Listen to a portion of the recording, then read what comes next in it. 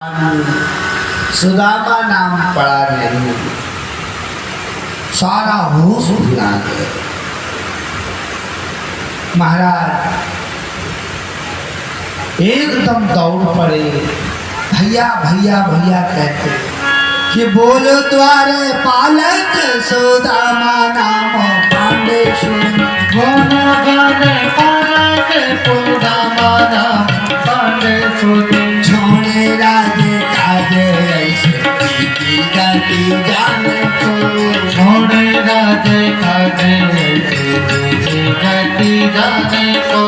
द्वारिका के नाथ हाथ और जन कहे पान, द्वारिका के नाथ हाथ और जन कहे पान। भेटे भैरू अंतर काले दिए शान को, भेट भरे अंतर काले दिए शान को। दौड़े दौड़े भगवान जा रहे हैं। तंबिलो क्या चितो दूरा प्रिया पर्यंत मासुता, सासो थाय चाभे के दो पर्यंत रही मुदा। अपने गले से दौड़ के लग गए, कैसे हो कैसे हो। नैनन दो जल भरी पूछत कुशल, नैनन दो जल भरी पूछत कुशल हरि। विप्र बोलो विप्रदामी मोहि पहचाने को, विप्र बोलो विप्रदामी मोहि पहचाने को। विप्र बोलो विप्रदामी मोहि पहचाने को, विप्र बोलो विप्रदामी मोहि पहचाने को। ओ जैसी तुम करी वैसी करे को दया के सिंधु, जैसी तुम्हें करी वैसी करे को दया के सिंधु। ऐसे प्रीत दीन बंधु नाम को माने को ऐसी प्रीत दीन बंधु नाम को माने को। ऐसे प्रीत दीन बंधु नाम को माने को ऐसी प्रीत दीन बंधु नाम को माने को। अधोपवेश पर्यंके स्वयं शक्ति समर्पण, उपहत्यावनित्याये पादौ पादावली। भैया का हाथ पकड़े प्रभु ने अपने सिंहासन में बैठाया। स्वर्ण की परात में भगवान सुदामा जी के चरण धो रहे हैं, धोते जा रहे हैं। भगवान करुणा के अश्रु गिराते जा रहे हैं।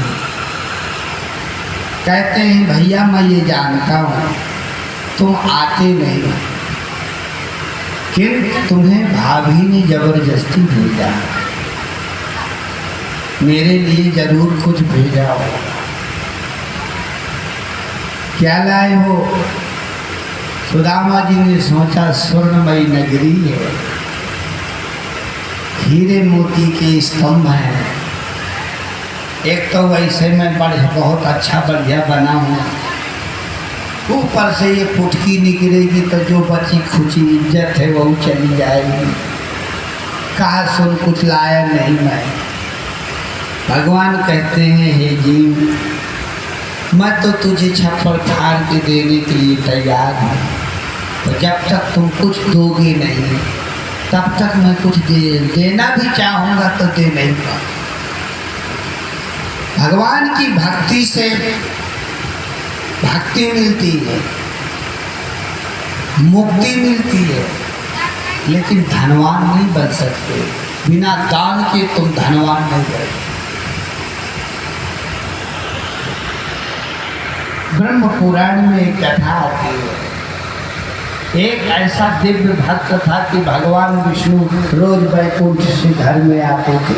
1 घंटा सत्संग सुना ऐसा भक्त 1 घंटा के लिए रोज आता, रोज सुनाते। लेकिन परिस्थिति सुदामा जैसी थी। एक दिन पत्नी ने कहा अपने प्रभु से पूछना, कितने बड़े भक्त हो कि भगवान स्वयं घर आते 1 घंटा सत्संग सुना।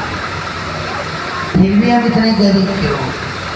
जब भक्त ने ये पत्नी की प्रार्थना रखी तब भगवान कहते हैं मेरी भक्ति से तुम्हें मोक्ष मिल जाएगा, मेरी कृपा मिल जाएगी, लेकिन धनवान बिना दान के कोई नहीं बन सकता। और तुमने कभी दान नहीं किया, चलो अच्छा है आज दान दे दो, तुमसे शुद्ध देने वाला नहीं, अब मेरे से बड़ा शुद्ध पवित्र ब्राह्मण है। तो गरुड़ से कहा जाओ सप्तधान लेकर आओ। सप्तधान लेकर आया।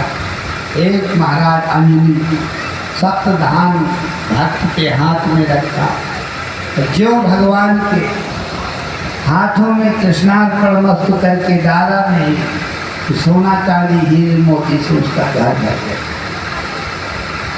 जो देव थोड़ा दो, जिस लायक हो उतना दो, लेकिन वो पवित्र धन हो। भगवान कहते हैं मैं तो लेके मानूंगा, क्योंकि मुझे दरिद्रता देखी मिल जाए। सुदामा जी को अपना भवन दिखाने लगे, कहने लगे कि तुमने शादी किया, मुझे बुलाया क्यों नहीं?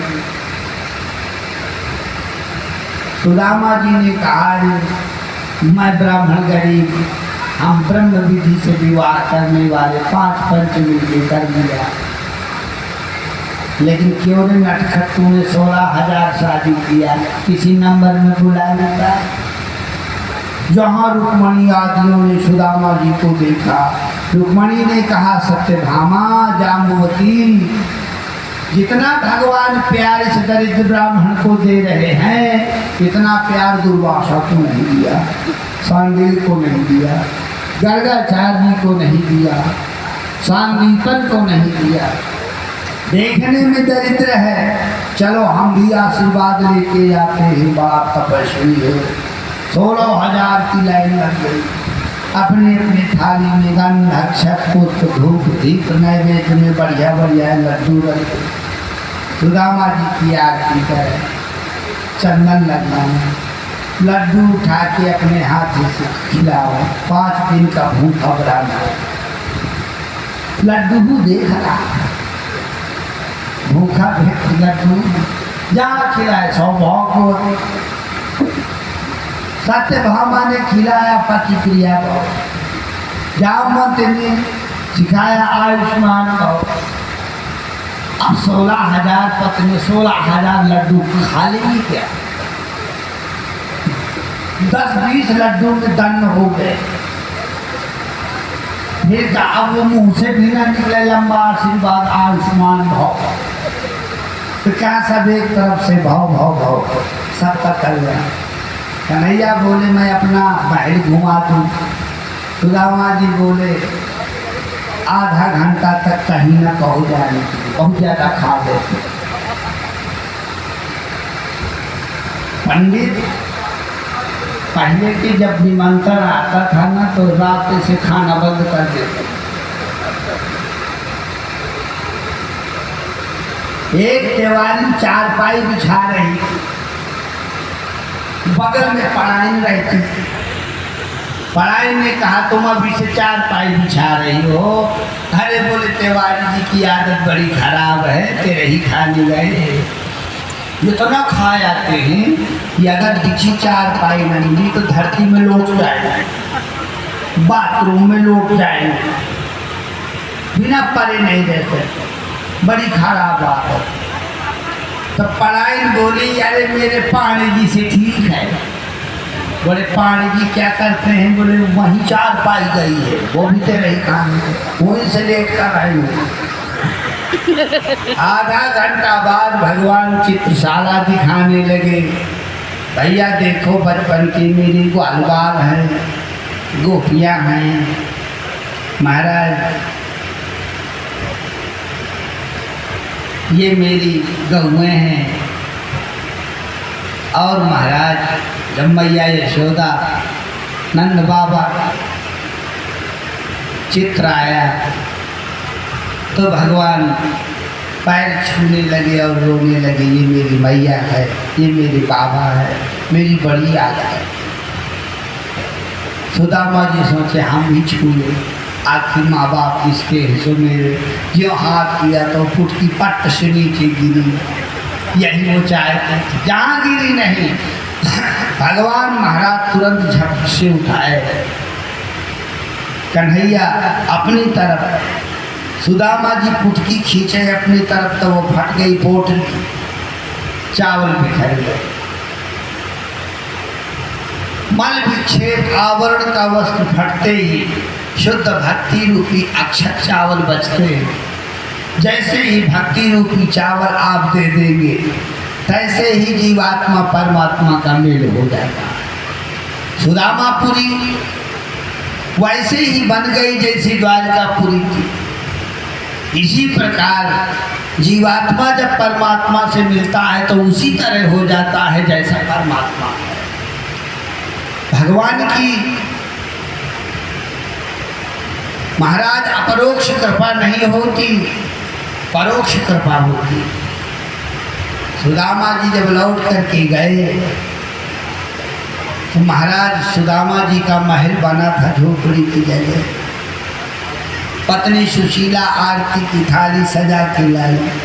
अब वो दरिद्र थोड़ा रह गई थी, सुंदर जवान हो गई थी, बढ़िया वस्त्र रेशमी वस्त्र हो गए थे। सुदामा जी पत्नी न पहचान पाऊँ, लेकिन भगवत कृपा बड़ी अच्छी रही। जीवात्मा परमात्मा के मिलन का नाम सुदामा चरित्र है और अक्षत ही भक्ति है।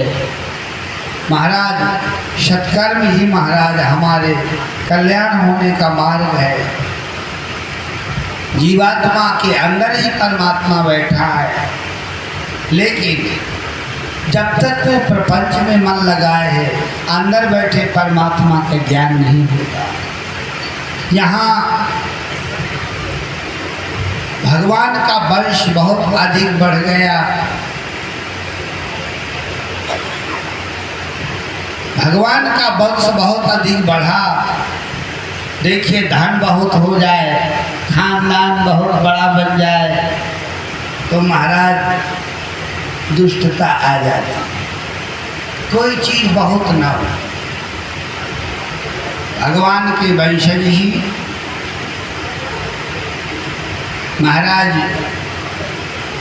साधु संतों का अपमान करने लगे।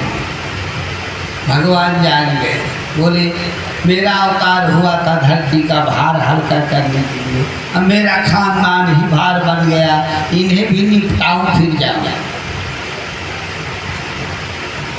देखो परमात्मा को जानने के लिए एक तटस्थ लक्षण होता है, एक स्वरूप लक्षण होता है। वेद दो प्रकार से ब्रह्म का निरूपण करता है। सर्वम खल्विदम ब्रह्म, सब ब्रह्म। दूसरा एको ब्रह्म द्वितीयो नास्ति। एको ब्रह्म द्वितीयो नास्ति का पालन भगवान कृष्ण करते हैं और सर्वम खल्विदम ब्रह्म का पालन भगवान राम करते हैं। भगवान राम सबको लेकर के साथ एक धाम गए, सर्वम खल्विदम ब्रह्म, कोई न यहाँ रहा। अब भगवान कृष्ण एको ब्रह्म द्वितीयो नास्ति, सबको मरुआ डाला, अकेले बचे। एको ब्रह्म द्वितीयो नास्ति, सब खत्म। इसका पालन कृष्ण ने किया। विश्वामित्रो सीताखंडो दुर्वासा भृगुअंगिरा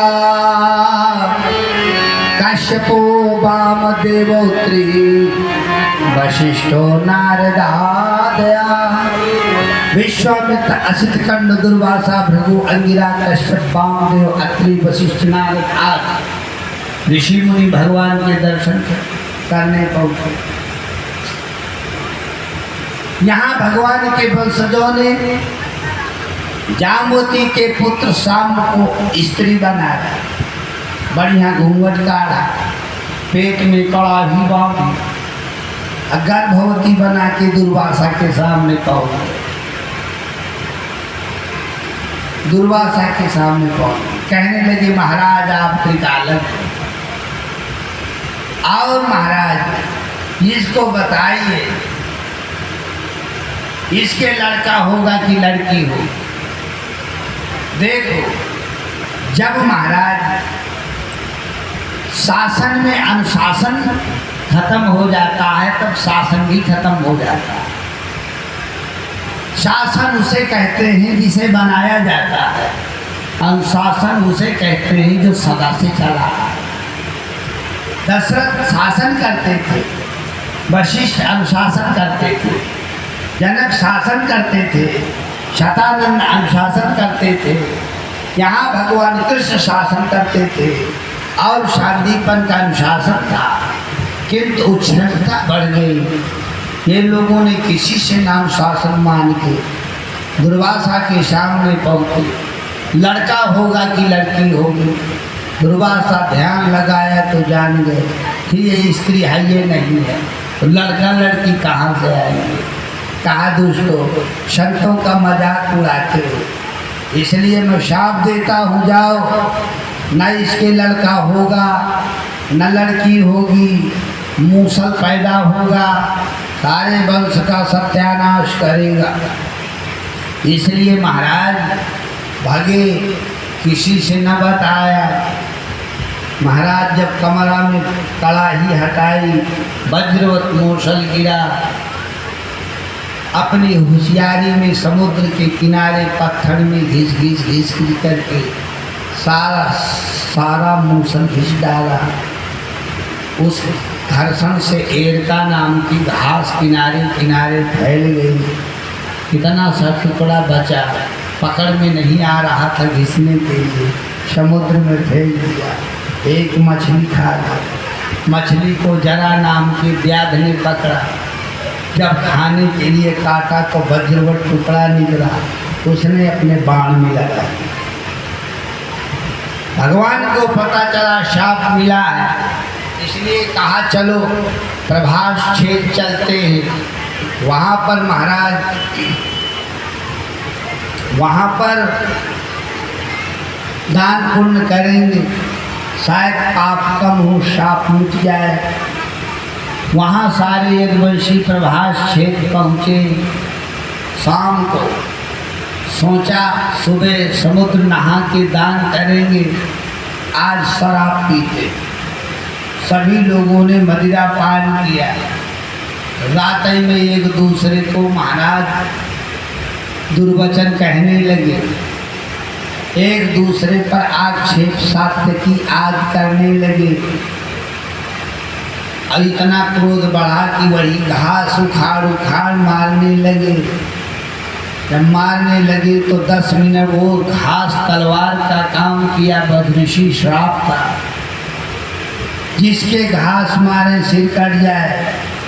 देखते देखते 56 करोड़ यदुवंशी खत्म हो गए।